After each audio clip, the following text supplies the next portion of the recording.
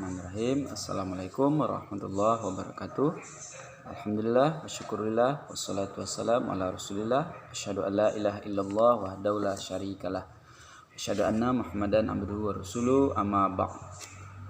Rabbi syrah li sadri wa yassir li amri wahlul 'uqdatam min lisani yafqahu qawli. Amin. Nah, Bapak yang Bapak sayangi, kelas 5 SDN 02 Kampung Pondok, Kota Padang. Kembali kita belajar hari ini melanjutkan materi dari kisah keteladanan Nabi Daud alaihissalam, Nabi Sulaiman alaihissalam. Hari ini kita kembali belajar mempelajari kisah teladan Nabi Ilyas alaihissalam dan Ilyasa alaihissalam. Anak Bapak yang Bapak sayangi, langsung saja kita langsung ke materi kisah teladan Nabi Ilyas alaihissalam. Kisah Nabi Ilyas alaihissalam ini dapat kita temukan, dapat kita lihat dalam Al-Quran surah As-Saffat ayat 123 yang berbunyi, A'udzubillahi minasyaitonirrajim, Bismillahirrahmanirrahim, wa inna Ilyasa laminal mursalin. Artinya, dan sungguhnya Nabi Ilyas alaihissalam benar-benar termasuk salah seorang rasul dari rasul-rasul. Ya, maksud di sini adalah semua rasul-rasul yang telah diciptakan oleh Allah, dan termasuk 25 nabi dan rasul yang wajib kita imani dan kita percayai, kita pelajari dan kita teladani. Termasuk dalamnya adalah Nabi Ilyas dan Nabi Ilyasa alaihissalam. Kenapa kita gabungkan Ilyas dan Ilyasa alaihissalam? Karena mereka adalah sezaman, diturunkan kepada umat yang sama, yaitu Bani Israel alaihissalam. Serta Nabi Ilyas wafat, perjuangan dakwah Nabi Ilyas akan diteruskan oleh Nabi Ilyasa alaihissalam, yang mana dalam riwayat diterangkan mereka ini berdua adalah hubungannya antara paman dan kemenakan. Nabi Ilyas adalah pamannya Nabi Ilyasa alaihissalam. Karena Bapak yang Bapak sayangi, kita masuk kepada pertama dulu, yaitu kisah teladan Nabi Ilyas alaihissalam. Siapa Nabi Ilyas alaihissalam itu? Yaitu keturunan keempat dari Nabi Harun alaihissalam. Jadi Nabi Ilyas ini adalah keturunan keempat dari Nabi Harun alaihissalam. Diperintahkan oleh Allah berdakwah kepada kaum Bani Israel yang saat itu menyembah berhala, yang mana nama berhalanya saat itu bernama berhala Baal. Nah, itu yang mereka sembah. Padahal yang harus kita sembah adalah Allah Subhanahu wa taala. Nah, disitulah Nabi Ilyas berdakwah kepada kaum Bani Israel yang menyembah berhala tadi. Berulang-ulang Nabi Ilyas menyampaikan dakwah agar menyembah Allah, bahwa menyembah berhala itu adalah sesat, kufur. Namun mereka tidak mau mendengarkan dakwah dari Nabi Ilyas alaihissalam, sehingga mereka membenci Nabi Ilyas, bahkan mengancam akan membunuh Nabi Ilyas alaihissalam. Begitu perjuangan Nabi Ilyas alaihissalam dalam berdakwah, sehingga saat Nabi Ilyas akan dibunuh, bahkan dikejar, pada suatu hari Nabi Ilyas bersembunyi di gua selama 3 tahun.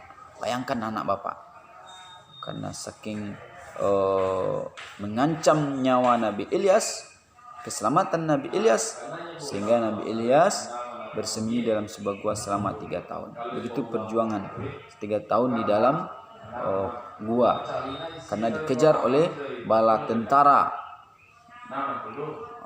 kaum Bani Israel. Nah, anak Bapak yang Bapak sayangi, karena kedurhakaan Bani Israel, umat Nabi Ilyas alaihissalam, maka Allah turunkan azab kepada mereka. Maaf anak Bapak ya, Nabi Ilyas bersembunyi 10 tahun di dalam gua. Bukan 3 tahun ya Bapak ya, teralat ya, 10 tahun. Nah, begitu lamanya bersembunyi. Sehingga sekian lama Nabi Ilyas berdakwah, tidak juga mau beriman umatnya, kaumnya, diturunkan azab oleh Allah. Apa azabnya? Musim kemarau, kekeringan. Berapa lamanya? Selama 3 tahun. Maka saat itu terjadilah kemarau, kelaparan, binatang ternak mati, tanaman mati. Maka baru mereka sadar. Saat mereka itu sadar, lalu Nabi Ilyas alaihissalam kembali berdakwah, baru mereka mau beriman. Baru Nabi Ilyas mendoakan kepada Allah agar musim kemarau berhenti. Kalau berhenti, tanaman bisa agar kembali subur dan bisa memelihara binatang ternak kembali. Nah, karena yang berdoa Nabi Ilyas, karena mereka telah sadar dikabulkan oleh Allah Subhanahu wa taala.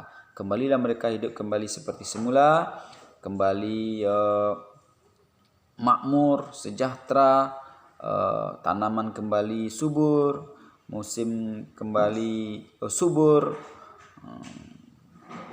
Nah, saat itu kembalilah umat Bani Israel ini, kaum Nabi Ilyas alaihissalam ini hidup sejahtera. Dan apa yang terjadi setelah itu? Mereka pun kembali durhaka. Kembali durhaka, dan apabila yang terjadi saat itu, kembali pula azab Allah didatangkan kepada kepada umat Nabi Ilyas alaihissalam. Apa gempa yang datangkan kembali? Yaitu lebih dahsyat dari azab semula. Yang semula hanya kemarau, musim kekeringan. Tapi karena doa Nabi Ilyas, kembali musim hujan kembali datang, kesuburan kembali datang. Setelah hidup kembali nyaman, rukun, sejahtera, mereka kembali durhaka. Maka Allah kirimkan lagi azab yang lebih durhaka, yaitu gempa besar. Apa yang terjadi? Matilah umat Nabi Ilyas alaihissalam, mati bergelimpang karena gempa besar.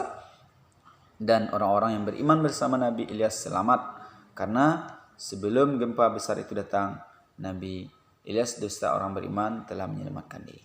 Nah, anak bapak, itulah 10 menit kisah tentang Nabi Ilyas dan Nabi Ilyasa. Nabi Ilyasa ini adalah nanti setelah Nabi Ilyas wafat, digantikan oleh Nabi Ilyasa alaihissalam dan memimpin kaum Bani Israel yang baru lagi. Sehingga dan di saat Nabi Ilyasa memimpin Bani Israel, juga mereka hidup secara tentram, rukun dan damai. Karena dipimpin oleh Nabi Ilyasa. Selama kepemimpinan Nabi Ilyasa ini, mereka Bani Israel hidup damai, dukun, berbakti, bertaat kepada Allah Subhanahu wa taala. Tetapi setelah Nabi Ilyasa ini juga wafat, mereka kembali durhaka. Sampai lagi nanti nabi berikutnya, yaitu Nabi Yunus alaihissalam, diutus oleh Allah Subhanahu wa taala. Nah, anak bapak, melalui kisah teladan Nabi Ilyas dan Ilyasa ini dapat kita ambil kesimpulan bahwa umat Nabi Ilyas dan Ilyasa alaihissalam adalah yang awalnya durhaka, kembali taat, dan kembali durhaka. Jadi mereka tidak istiqomah. Mereka hanya beriman saat Nabi diutus saja, atau saat